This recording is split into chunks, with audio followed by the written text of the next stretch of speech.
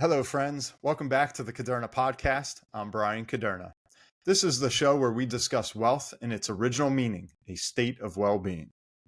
Did you know that your favorite autobiography, whether it's a celebrity, superstar athlete, icon in business, it was most likely written by somebody you've never heard of? They're called ghostwriters. On today's episode, I'll be interviewing David Jahr, one of the unsung heroes of the publishing industry. He's a distinguished ghostwriter, particularly in the genres of the mind, body, and soul. Since 2011, David's worked alongside 5 New York Times bestselling authors, including renowned doctors, CEOs, and pastors. In 2003, he wrote a story that would earn an ESPY Award nomination for Most Inspirational Sports Story of the Year by ESPN.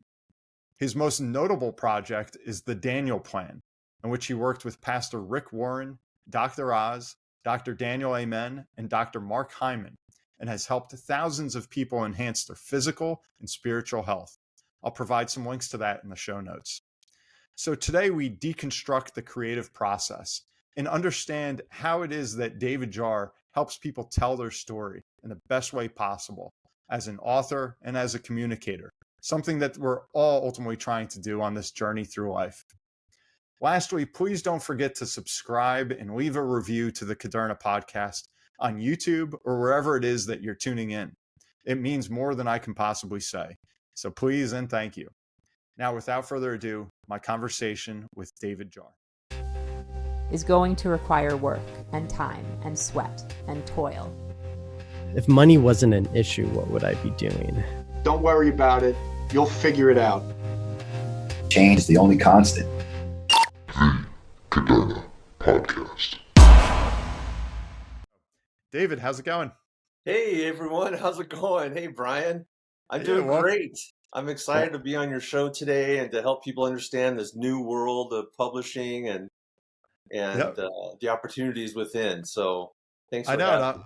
I'm excited to have you here because it does seem like everything in the world is changing, at breakneck speed. But going through the publishing process, I mean, I did it as a self-published author, and then most recently with McGraw-Hill, pretty big publishing house.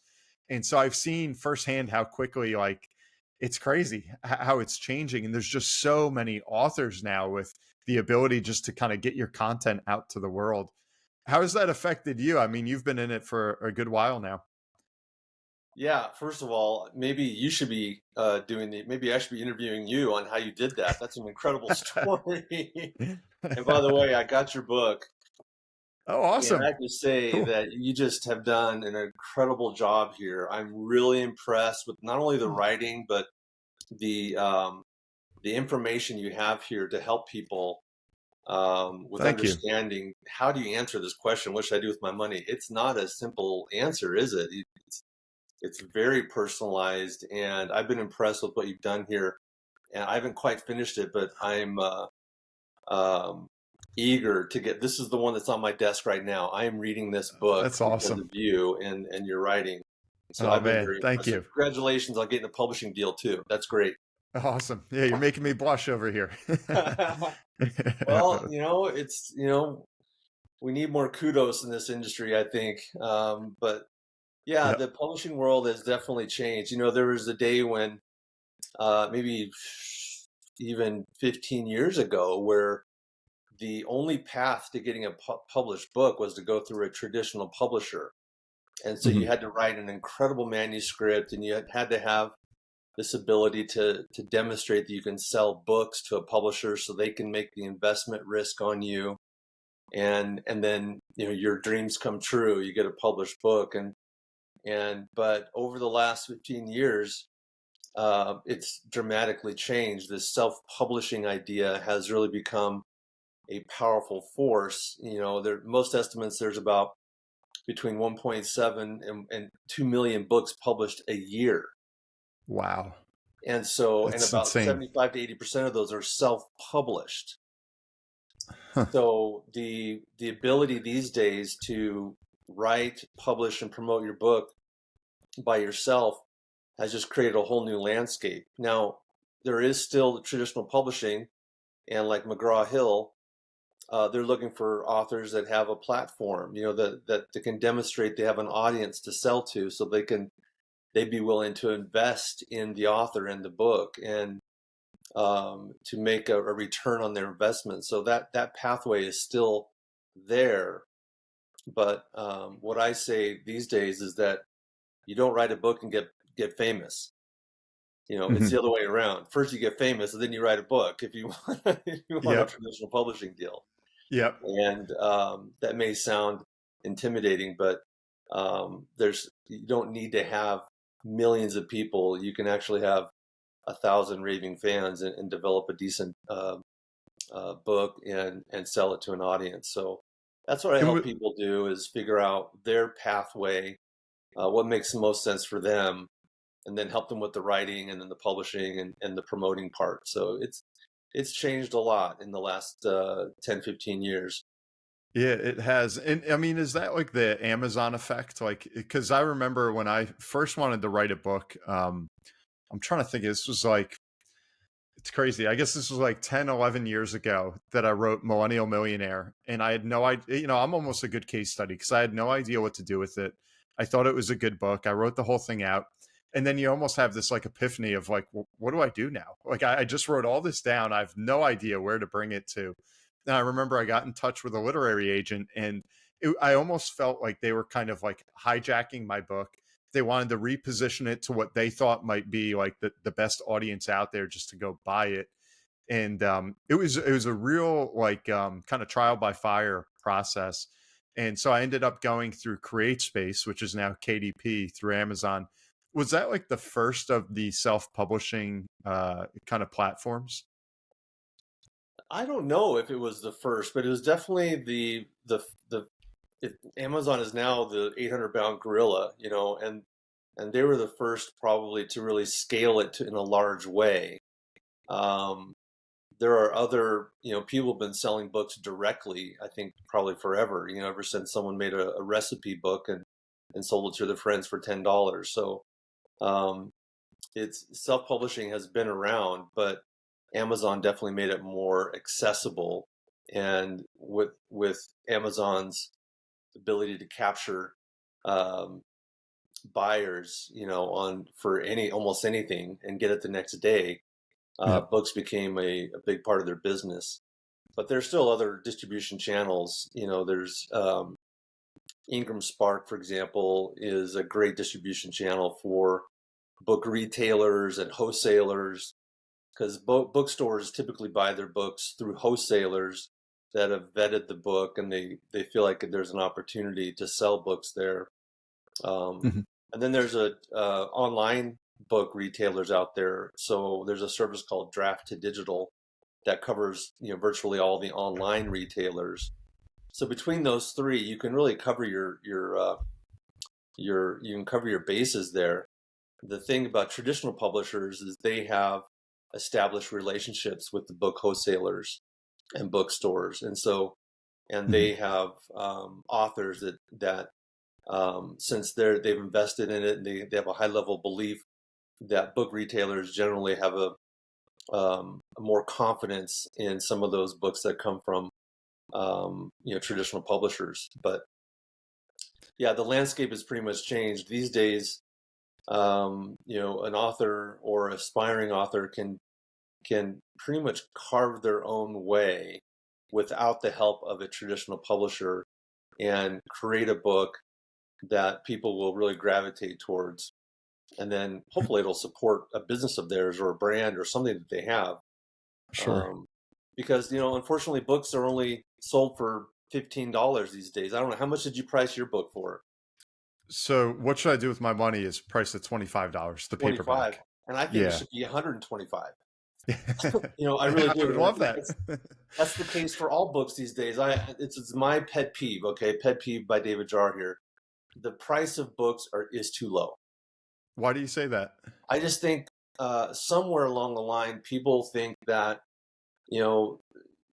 someone buys a book and then they hand it to the next guy and they give it and they let someone else borrow it, and it's demeaned the value of books. But people don't realize how much energy and time and thought and resources go into building these books. And Sure. And so I wish the book pricing market was, 1,000 times greater. If not, I mean, I really think books should be priced in the hundreds instead of the tens and twenties Yeah. because of the value that's offered, the time intensity and energy that's involved in creating a book.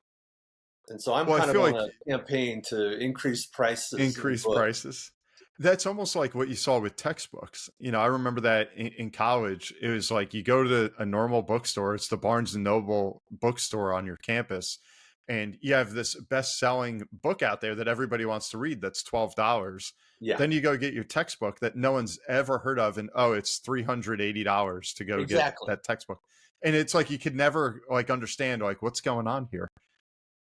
And I think that's the case with a lot of books. I just anyway, so I'm trying to maintain price integrity. I don't like to give away books free or Yeah. 99-cent deals on Amazon.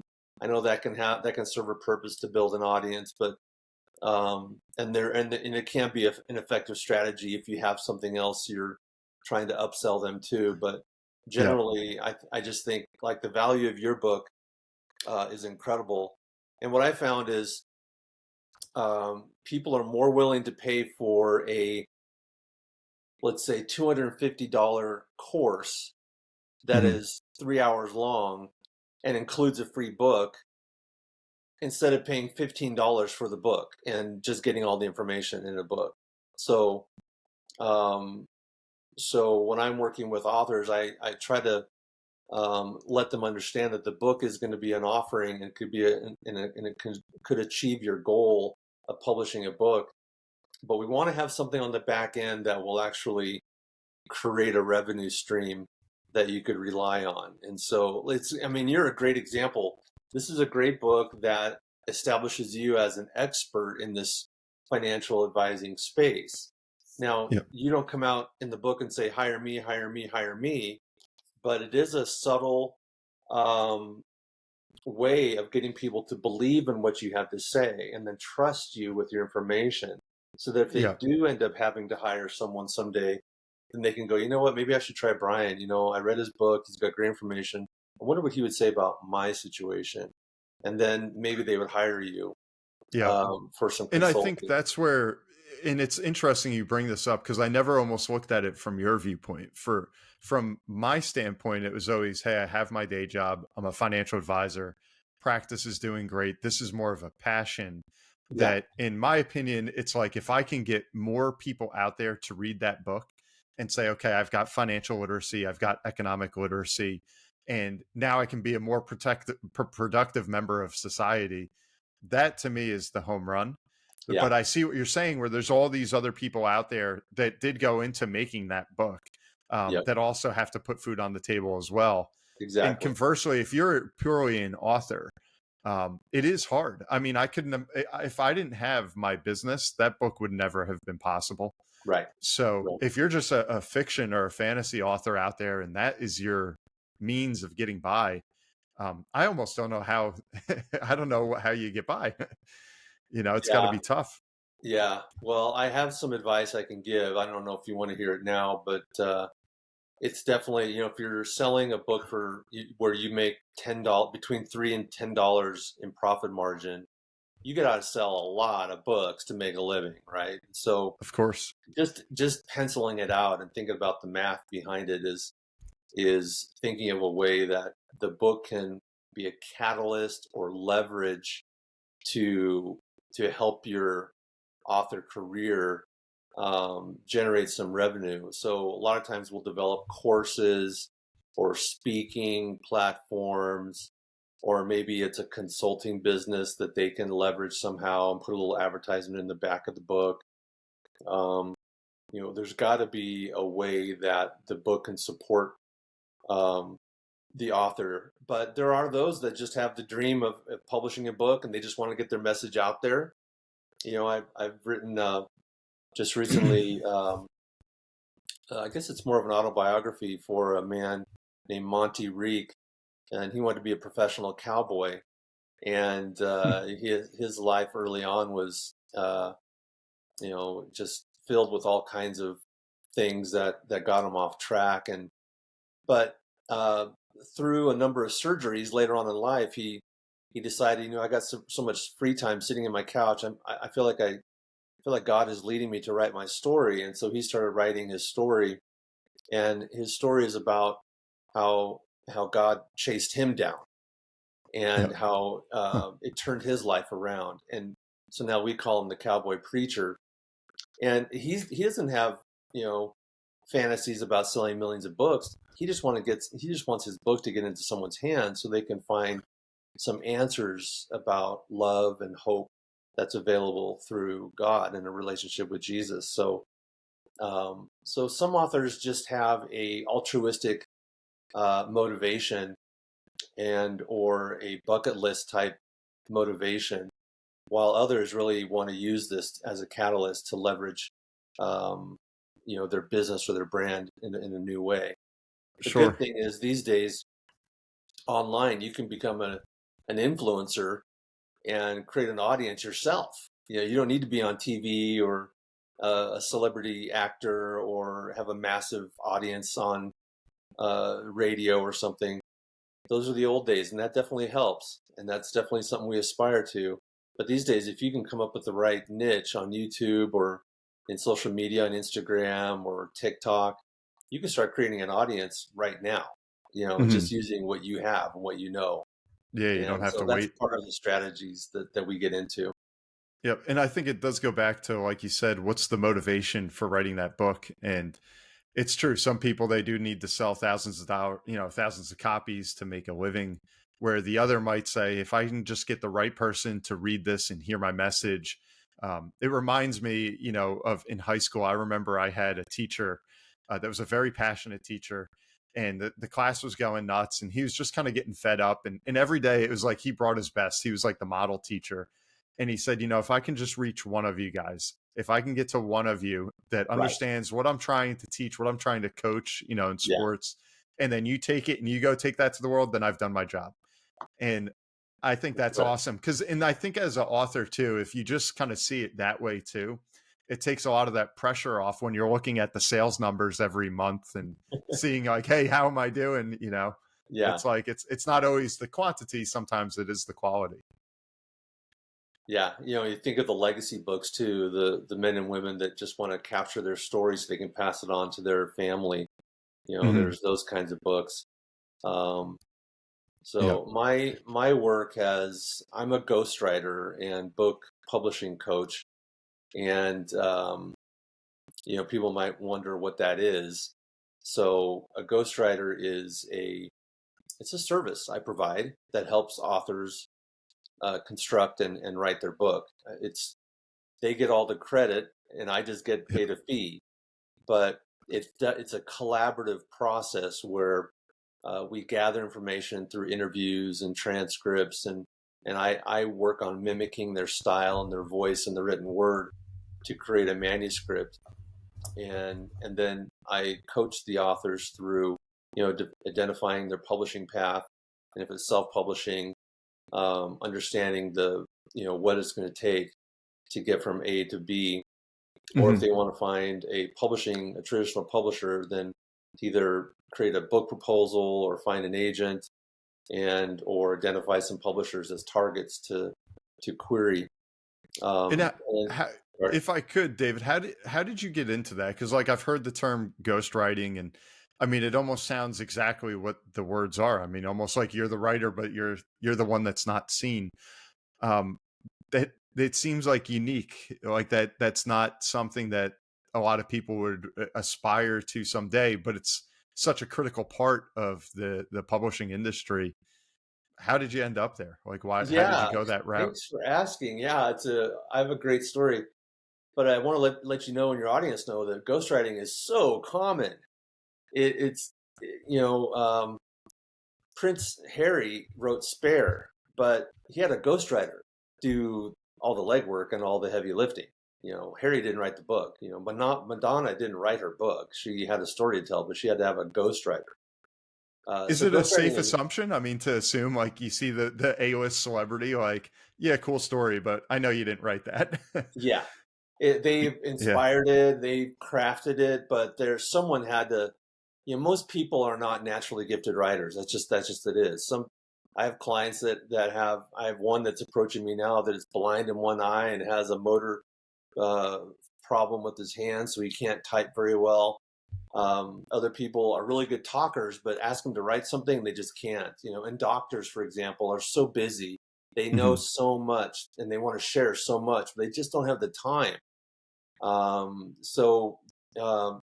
These are kinds of people or situations where they have a story, they have some discovery or memoir or investigation they want to do, and they want to reveal it, but they just need help to have someone put it all together for them. And that's where the ghostwriter comes in.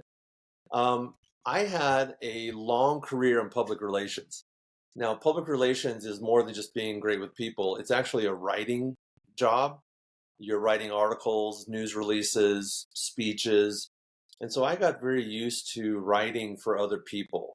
So if you write a speech, I'm writing a speech as if the CEO is talking. If I write a quote for a news release or an article, I write it as if I'm that CEO. And then, of course, they approve it. They have the control. So I had a long career of writing for other people. And it culminated in that ESPY Award nomination story I wrote about Neil Perry, who became the first NCAA Division I football player to play on a prosthetic leg in a football game. And his story was so motivational that it became nominated for the most inspirational sports story of the year. After that, during that time, I was a partner at a top 10 firm in Orange County, California, in a public relations firm. And after that, I felt like I'd accomplished so much in PR, and I just wanted to find something else.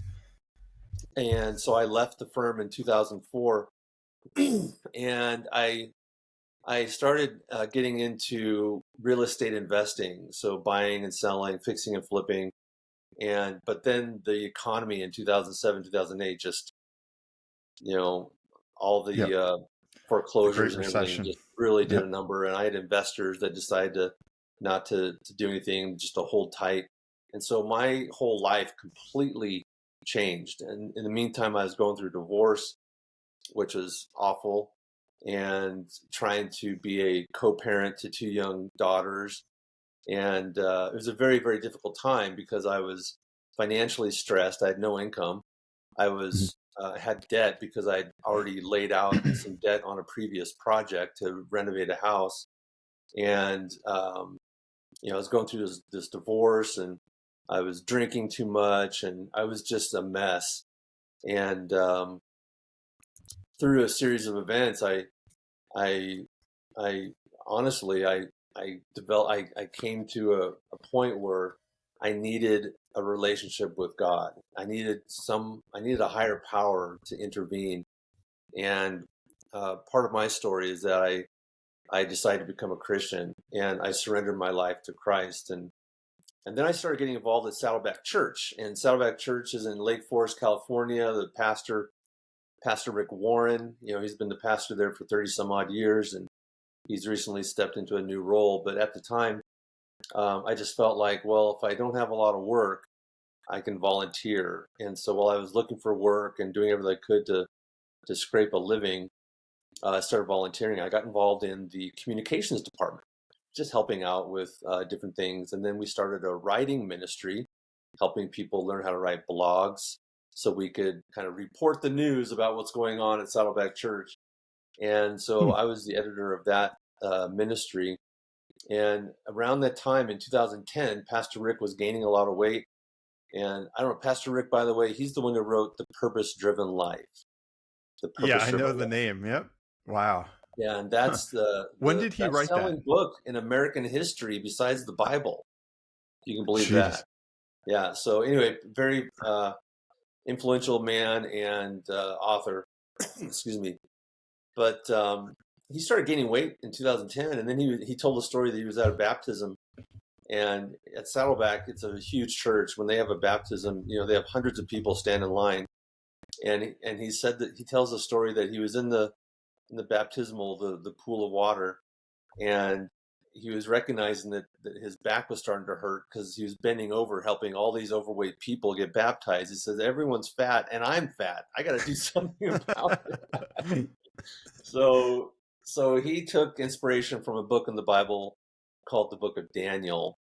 And the story in Daniel is that Daniel and his three amigos were being primed to serve the new king who had just taken over this Israel nation, and they wanted some of the best and brightest kids.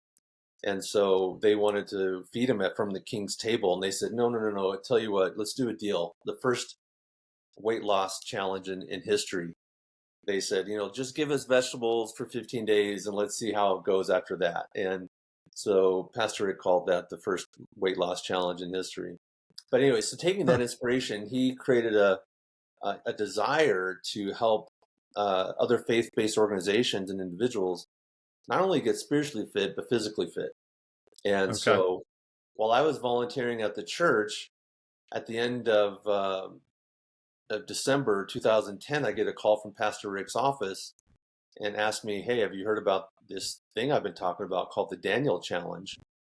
And I said, yeah, of course, and so they called me in, and we put together a contract for the next year to write the content for what became known as the Daniel Plan. And Pastor Rick recruited 3 influential, famous doctors to collaborate on developing this protocol, if you will. And so he recruited Dr. Mehmet Oz from the Dr. Oz Show, which is just huge. Yeah. And second most popular TV show at the time. And then Dr. Daniel Amen, the famous brain doctor, psychiatrist out of Newport Beach, and then Dr. Mark Hyman, the functional medicine pioneer, who's got his own level of fame and influence with his books. And so they asked me to work with those 3 doctors and Pastor Rick to create a plan, the Daniel Plan, that would help his church and other churches get spiritually and physically fit. Isn't that crazy? Wow, that's amazing. And just to lay some of the context here, David. So Pastor Rick Warren, I think so many people listening right now will know that name as soon as they hear it. If we rewind to when you were collaborating with him, you started going to his church, 2008, 9, 10. Correct. Who was he at that time? Did he have a huge following, or is he the name that people recognize so easily today? Yeah, at that time, his fame, so to speak, was cresting. He did the invocation for the presidential, what do they call it?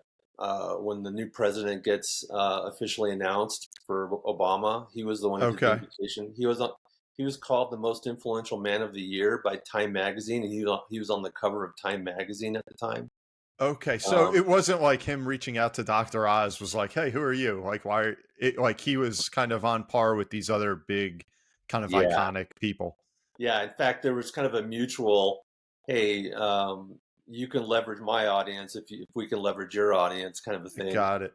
And were you, how did you meet Pastor Rick first? Like, was that something where you became close, or did he hear about your skills as a writer and then eventually you kind of bubbled up through the church? Yeah. Like, kind of how did that relationship evolve? Well, it started with volunteering at the church and going through the trainings and stuff. And then getting into the communications department. Keep in mind, Saddleback is one of the largest churches in the world, and so it's a big organization. And I actually didn't spend a lot of time with Rick except through some group or team meetings. And he is a phenomenal leader. I would call him a visionary. So we would go into a meeting, and he would cast a vision. This is what we're doing. This is where we're going. We're going to create a plan that helps faith-based organizations get spiritually and physically fit. At the time, we called it God's Prescription for Health. And I want you guys to figure out how to do that. And I'll help with the Bible study part, but I need you guys to figure out everything else. And so I was the one put in the middle of this scenario to try to create the content within this context, this vision that would pull from these three different doctors who had their own ambitions and their own agendas and their own ways of getting healthy, and try to create a way that would satisfy everyone's opinions. And so working with Rick was a little bit at a hand's distance or arm's length distance. But I worked more closely with the pastoral staff, the communication staff. We built the website, the emails, the content, the book, manuscripts, Mhm. the event planning people. So yeah, I was very much involved, but Rick was more the visionary leader, continuing to build content for what he felt was important at the time for his congregation and other people. And so how does, maybe that's a good segue in going back to kind of ghostwriting. Now, as Okay. you have these four folks that you're going to work with, Yeah. I imagine whenever you're dealing with whether it be A-list celebrities or big names like Pastor Rick, Dr. Oz, you have egos in the room that all have their own little way of doing thing or saying something.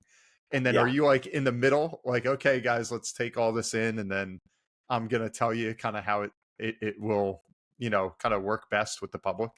Yes, exactly. Now, one of my strengths, a couple of them are mimicking style and pace and patterns in writing. The other strength I have is synthesizing information. So, for example, Dr. Amen would give me a bunch of information about how the brain needs to be treated as the most important organ in your body. And so the whole diet and everything else needs to be focused on the brain. And Mark Hyman, his agenda was, well, functional medicine is about food is medicine, so we need to focus on getting the right foods into your diet, not processed or man-made. He would say, eat what's God made, not what man made. That was his thing. Medicine is on a fork. And so we had to combine his influence. And then Dr. Oz, his input was more related to what he was talking about at the time on TV. So if he had a particular set of information that he thought was important that he was going to be on the show, he would send that over to us, and we try to incorporate that. So there was definitely a dynamic there that was very difficult. So I had to look outside of those three inputs and even the Bible study from Rick and the pastoral staff to think about what's the framework. And I guess this is part of the advice that I would give any author is, or aspiring author, is first decide that you're going to do this. Don't think about it, believe you can do it, hope one day you want to do it, or have a dream to do it. Those are all great, but at some point you have to decide, like you did, Brian. At some point you have to decide, I'm going to do this. And that's what Pastor Rick did. He said, I'm going to do this. I'm going to create a plan that helps people. And then the second piece is to create a framework. And it's like a framework on a house or just the building blocks that you can kind of start building material around. And a lot of times we call this an outline. And so you go back to your English high school class where you learn how to write an outline. And that's kind of what we do is, what's the vision, the initial plan or the context, and then what's the content or the framework that we're going to put this in. And for the Daniel plan, we used faith, food, fitness, friends, and focus. Okay. And so each of those words had a different set of content that we would build this plan around. So the Daniel plan is about a faith journey. It's about changing your food. It's increasing your fitness. It's doing it in a way that would enhance your focus or your brain. And then it's also benefits if you do it with other friends or in a group context. And so we started developing the material around that framework. And that's just what I would tell an author is, think of where you're going, what you want to write about. I'd like to write a story about my recovery journey, for example. That's the context. The Gotcha. framework is going to be possibly what was it look like in the past? What did it look like going through treatment? And where am I at now? So before, during, and after. Simple framework. And But I then have the a work. question for you, Dave. Like, Yeah. that just kind of came to mind. So as you're building out this framework, and if we use the Daniel plan as a case study here, Okay. do you feel that when you add another element, because these are things even I thought about as an author, it's like as you add another element, you open up another window of opportunity, but you also open up another kind of domain that people might be turned off by. And the reason I ask is like you have those 5 F's there, it sounds like. Yeah. Do you feel like you could have a potential reader that would say, okay, I really want to learn about fitness. I know I need to start thinking about the food that I'm eating. Yeah. But I could care less about the faith thing. Like, let's leave that out. Or Yeah. vice versa. Someone that, do you feel that like there's a magic number there of like, we're adding too much or we're taking away too much where we're either alienating people or we're not attracting enough people? Like, did you have any, Wow. or like almost kind of like thought of like, they've got to be able to check each of these boxes or maybe just one, to be a reader? Well, gosh, a couple different things come to mind. First of all, I encourage authors to include everything they've got, to write it out. There's no word limit or page limit that you have to worry about until you get to the point of asking yourself what's really going to sell or be attractive. So I had a guy who gave me 1 million words. 1 million words. It's like 19 notebooks of material. I'm like, this is not going to sell. We have to break this down. So first I would say is flesh out all your ideas. The next,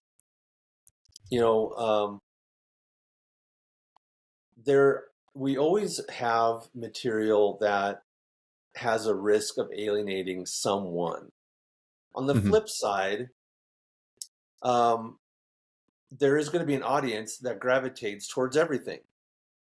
So rather than worrying about those that are going to alienate and not like a certain part of your plan, think about where you want to go with your story and focus on the audience that you want to reach and try to serve them the best you can.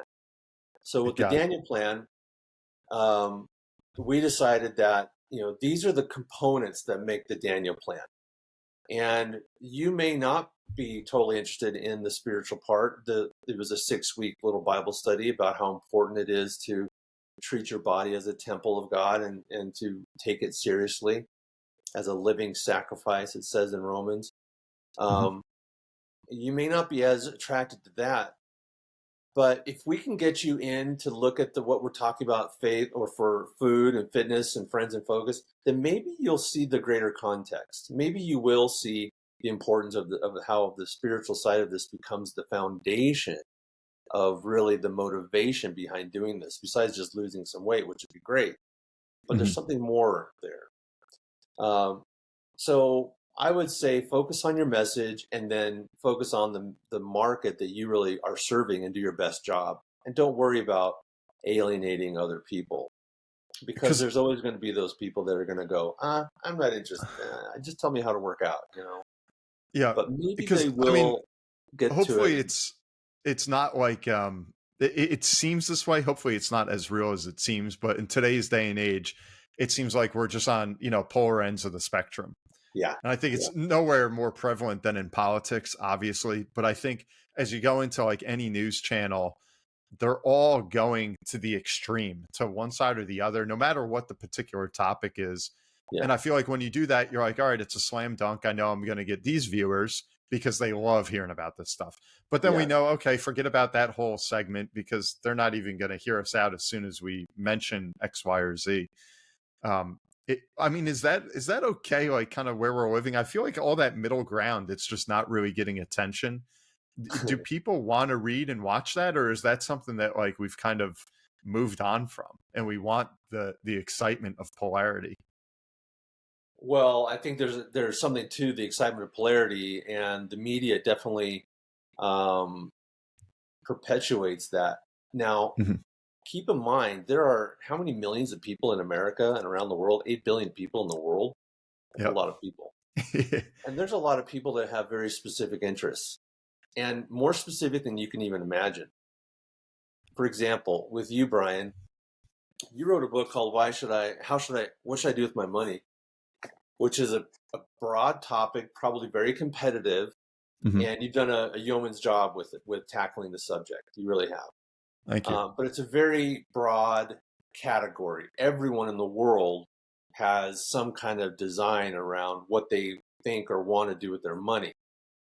What if you were to break it down to something more specific? And I would say your millennial millionaire is going towards a more specific target market. You could probably go into even further and write a book, maybe not as long, but you could probably break it down into categories and write a book about it. Sure. Let's just say you want to target millennials who are interested in sci-fi fantasy that want to learn how to invest. There's a market for that. Sure. There really I believe it. There's so many ways to break down the audience. You could write a book for gamers, video gamers, that to teach them how to leverage those skills in the financial world. There's probably a market for that. And so the more you can niche down, the better. And so I use a tool that helps me look for keywords that people are using to search on Amazon for. So I can put keywords in there so I can find out what people are looking for on Amazon and elsewhere. And it'll help me find every book in that category. And you'd be surprised. Amazon has hundreds, maybe thousands of different categories of books. Yeah. And so it's a big world out there. And so how the media influences is a dynamic. It is something that's happening, but as an author, you have to maintain that there's going to be someone that is interested in your book. And if there's someone that's interested in your book, there's probably 10 more. There's probably 100 or 1,000 more of them, just like that. And so we want to think when we write a book, we're really focusing on that audience and how to get our message to them and do the best job we can to help them whatever their situation is. In my work, it's in the health and wellness space, the mind, body, and soul, psychiatry, cardiology, therapy, personal training. I've done some memoirs and autobiographies. So I'm always looking for authors that want to help people with their health. That's where I'm going. And I know that's a broad category. That's why we get more and more defined into specific areas of it. Yeah. This one just came out. Let's see. Gosh. This is an example. This is called Ketamine Breakthrough by Dr. Mike Dow. You've seen him on TV probably. He's all over the place. And Ronan Levy. Now, if you take a look at mental health, that's a big subject. Sure. Well, these guys are pioneering the use of ketamine as a psychedelic tool to assist with psychotherapy. Psychedelics are kind of in the public eye right now. And so they got a deal through Hay House Publishing, and they hired me to do the ghostwriting. And this came out in March. And so it's just an example of how you can break something down. Here's one. Yeah, and you go further and further. Magnificent Magnesium. This is a book exclusively focused on the mineral magnesium and how that can help with your health, your energy, and stuff. Huh. So when you're doing these, Dave, like whether you're dealing with the two books that you just showed us or going back to the Daniel Plan where you have like these four really big names that are at the top of their game, are you the quarterback in the middle of that, or like where? Yeah. Or was it Pastor Rick that said, like, I want to get all their areas of expertise, but then I'm going to leverage it into my narrative? Like, how does that interplay actually work when you have multiple authors? Well, I'm the quarterback. That's a great term for it. Okay. I think the co-authors have to agree on the main vision or the main the primary context. We're going to write a book to help people with their health and spiritual health. Bam.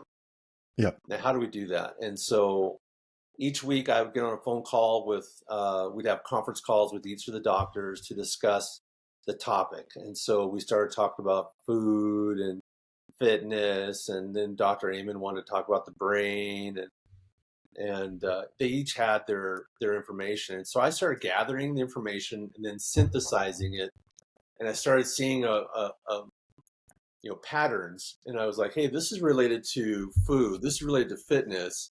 this is related to focus, and this piece is related to friends. Doing this with others has a benefit, an accountability benefit, if nothing else. But it's also fun, and it's hard to do it alone. And so we kind of started working in those silos, and then within those silos, and then kind of building material underneath of those. So then my interviews each week had specific questions. Okay, we're going to talk about food this week. What should we be eating? What should we not be eating? What should we say about other diets? Is this a diet? No, we decided this is a lifestyle plan. This is something that we want to implement for life. It's not just a thing you do for 30, 60, 90 days and then you're done. This is something that's sustainable. That was one of our objectives. What about fitness? Okay, the next week we talk about fitness. What's a good, walking fast is great. Playing ping pong is great for your brain. And dancing is really a, full body experience. And what about high intensity? What about, so we started breaking down fitness. And so once you have that framework, you can start developing material under each of those bullet items that support the primary context or the primary vision of the book. Does that help? How long does that take?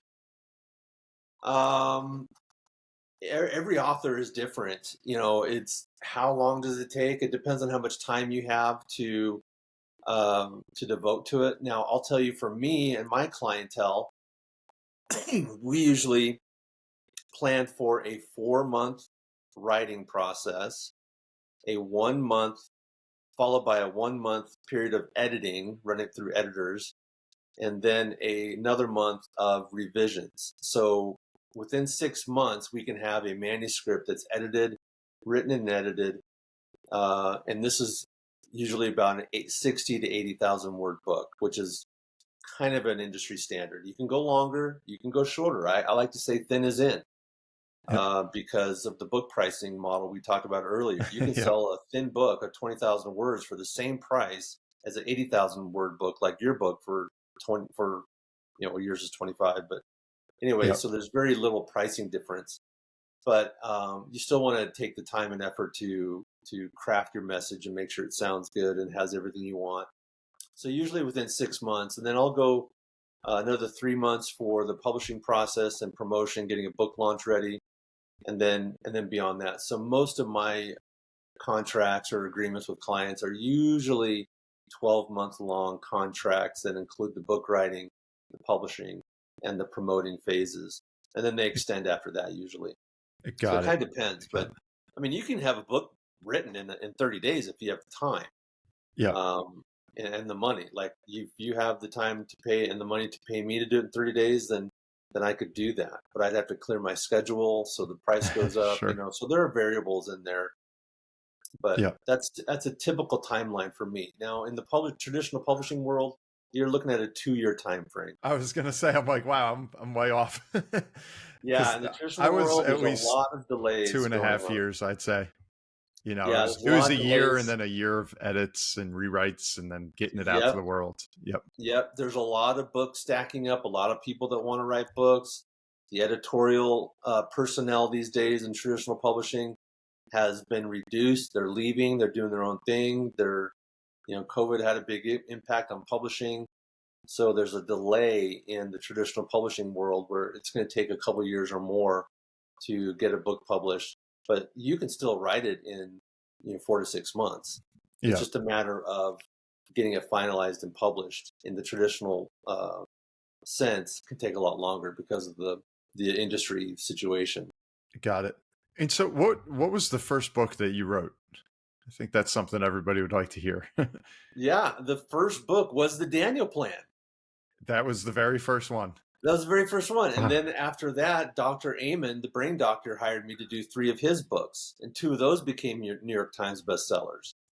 And then after that, I had people coming to me because I had just written 3 different New York Times bestselling books, along with these authors, of course. So how do they know? That was going to be another question. Like you write this book that just takes off and it becomes a bestseller, but your name is not on the cover.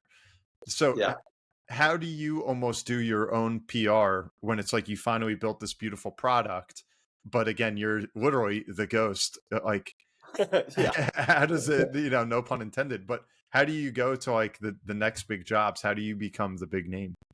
They find me, even though some authors don't include me in the acknowledgments, others do. They'll call me a research assistant or editorial advisor or something. They don't use the word ghostwriter very often. There are cases where the author just simply does not want anyone to know that there was a ghostwriter on the project. But those cases are actually few and far between for me.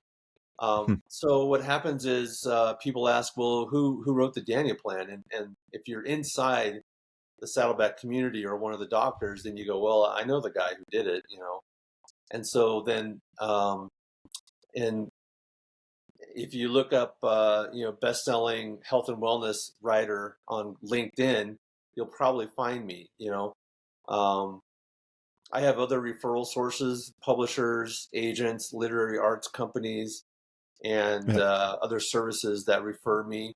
So there are other referral sources out there. I want to do more of targeting people that I want to write for. Until now, I've just been, whenever someone refers me a project, we try to sort of decide if it's a good working relationship or not. But I'd like to be able to go after, like, I wish I was the guy who wrote with Tim Tebow. I wish I would have gone there, 10 years ago and said, Tim, let's do a book together. That would have been great. But I can't remember his name now, but he got there first. And so I want to do more of that. But in the meantime, I get referrals from various sources that want the experience and know-how and the ability to help the author throughout the whole phase of writing, publishing, and promoting and launching their book and brand and business and beyond. So whatever that looks like. Gotcha. I bring a mix of public relations skills and ghostwriting skills and publishing skills. So I'm a little unique in that I do have people that want to work with me. And so I have a pipeline of people. And so what I've started is a coaching service, is actually less ghostwriting and more coaching to help people with, just I think I've said dynamics, 5 times already today, but all the different issues related to what goes on in the process of writing, editing, publishing, promoting a book. And so I'm taking on more coaching clients. I think that's kind of a pivot I'm making in my own business. That's cool though, because there's different avenues that you can go down and kind of spice things up, with your career. And so as you did all of this, the Daniel Plan, kind of like this marquee thing that launched you, if you will, then Pastor Rick had the purpose-driven life. When I think that's what, at least as far as I know, that's how I know him. I know my wife has read his book. I know other people that have read that book. When did that come out? What was kind of the timeline with all this? Oh gosh, that was before the Daniel Plan. Hang on, I have it right here. Let me see. It was published initially by Zondervan in 2002. Okay, so pretty early on. Yeah, and so then I came along in 2010, and got the opportunity to serve as the writer for the Daniel Plan. And since then, I think I've done, I don't even know, I've lost count, but 30, 35 books in the last 12 years. And I have a constant flow of people. I'm working on 3 or 4 different books right now and coaching 2 or 3 others. So yeah, it's a great time. I'm writing for a brain surgeon right now about a new paradigm in medicine. I'm writing with a real estate mogul, billionaire guy who wants to mentor young millennials on some of the lessons he's learned in life, and very cool project. His favorite character is Batman. I see you're a superhero fan, so I know you got some back here. I've got another book getting published this month called Shift Calling, for a spiritual guide. She's a supermodel that went from supermodel to modern mystic. So you may not know her, but you may have seen her. I've got a book by Dr. Lee Vanoker out of Maryland. She's on TV a lot. She's writing Never Let Them See You Sweat. It's about stress and how you can harness it for success. I'm writing the third book for Monty Reek, the cowboy I mentioned earlier, his third book in the series, the Cowboy Preacher series. That's going to be coming out next in the winter sometime. So yeah, it's an exciting time. It's a lot of fun what I do. There's a lot of difficulty. It's hard to. There are moments where it's really hard to juggle this many projects and to work with different personalities. But each author is so interesting and so much fun to work with, and so it's very much an adventure. And that's what I was going to say. It seems like you're working with so many different types of people, and there's all different, opportunities you could pursue. So one of my questions I was going to ask is kind of the future. I know you're living in a bit of it now, kind of doing the coaching in addition to the ghostwriting. But do you see like more of using the book as the stepping stone to have some sort of program like the Daniel Plan, or the book becomes an entree into maybe doing a movie or a mini series, or are those some of the things that you're looking for, or do you prefer to stay a little bit more in the realm of just writing?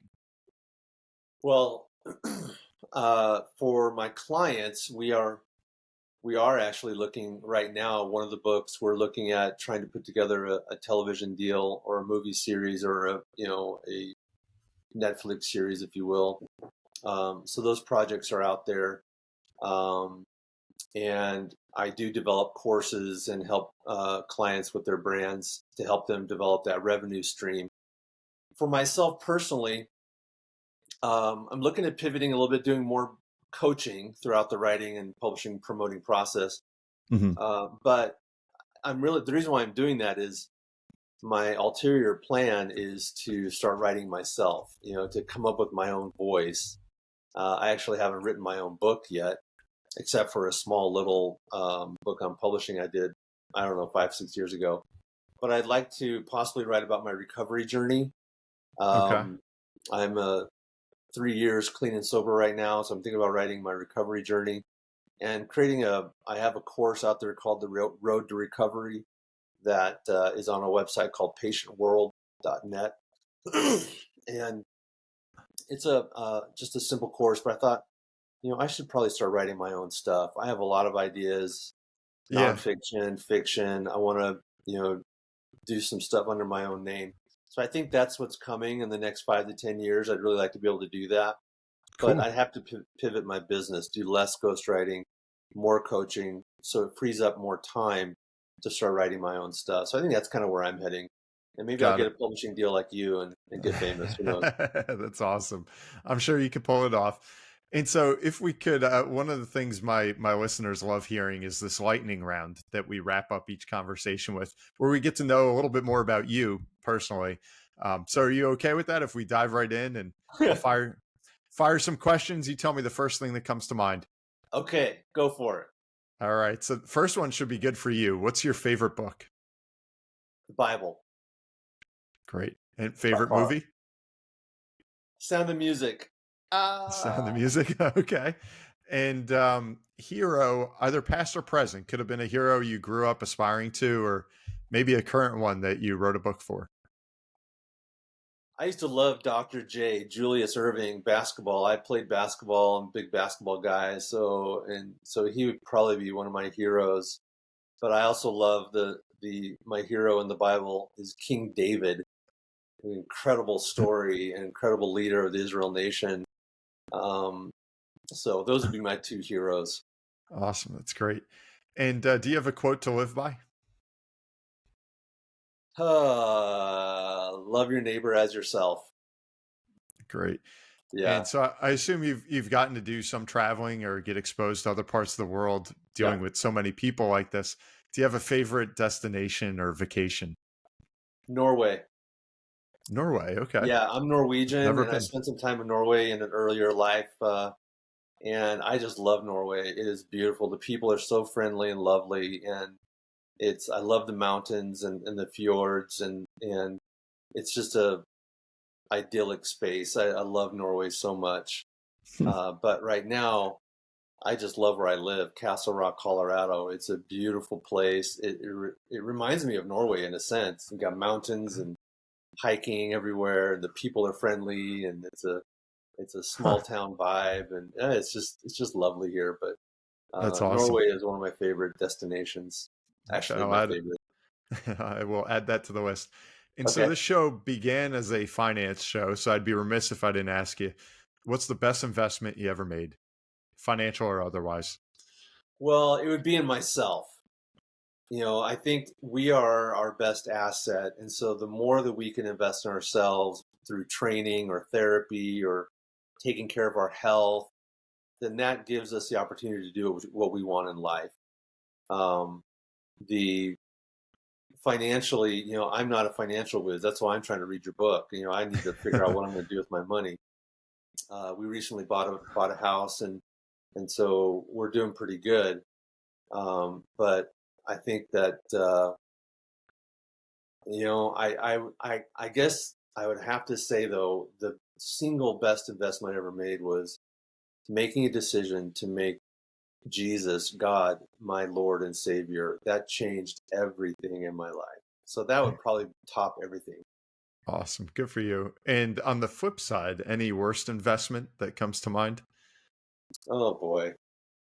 I leased a Land Rover Discovery. I think that was the worst thing I ever did. It was back in, I don't know, 2000s or so. And I was doing public relations for Land Rover at the time. And so I just fell in love with the brand and the car. And I got a brand new 2000 Land Rover Discovery. And I think the lease payment was $700 a month or something. Oh, it was terrible. 5-year lease. Don't ever do a 5-year lease on a car. It's the worst thing you can do. I'm sure you know that. What a waste of time and money. And then I had to give the car right back. Yep. All right. So we can't end on that note, but so just to leave on better terms, do you have anything that we didn't touch on today or that you'd like to leave our listeners with? Well, yeah, I think the best piece of advice I would leave your authors or your audience with, if they want to become an author and develop an income stream, build their wealth through their content, then they have to do 3 things. They have to decide to do it. They have to decide to write a book. You have to do that. And then create the framework, the outline around that, and start. Don't let it be intimidating. You have to get started. So making a decision to do that is kind of the first step. The second piece is think through the business that you really want to develop on the back end. So if you want to develop a course or a speaking thing or a product line or a consulting service, be aware that having beginning with the end in mind will really help you with what you're going to do with your book. Not that it's an advertisement, but it needs to support that goal. And the third thing I would say is brand now. You need to start promoting, even though authors tend to be a little introvertish or don't want to get their name out there. You have to start building your audience now. The single best thing you can do is develop a landing page with a URL with your book title and start getting people to go to your landing page. So you have to write it, you have to design it, but start that now. Even if you don't have the book written, you don't have an idea of what you're going to do next, get a landing page, because that will start developing. You can start sending people to that page to learn more about the book you have coming up. So those are the 3 things I would say. You got to decide, think of your business, and then start promoting, building your brand now. That's How's awesome. That? No, that was perfect. I think that was short, sweet, to the point. And I just based on my little bit of experience in this world, I think that hit the nail on the head. All 3 of those are so key. So I would be in full agreement there. But right. David, thanks for making some time. This was really cool and really gave us some insight into kind of a whole industry I think a lot of people don't fully understand. You're welcome. It's my pleasure. And by the way, if anyone wants to get in touch with me, they can go to my website, davidjahr.us. That's DAVIDJAHR.us. And just click on the button, Let's Connect, and we'll schedule a time to get together and talk about what plans you might have and see if there's a way that I could help or not. But that's the best way to get a hold of me. Awesome. And I'll be sure to put that in today's show notes. So everyone, thank you Awesome. for tuning in to another episode of the Caderna podcast. I'm Brian Caderna. Today we had the pleasure of speaking with David Jahr. Definitely leave a review wherever you're tuning in. Please spread the good word. Always remember to subscribe on any of your podcasting services or YouTube, and we will see you next time.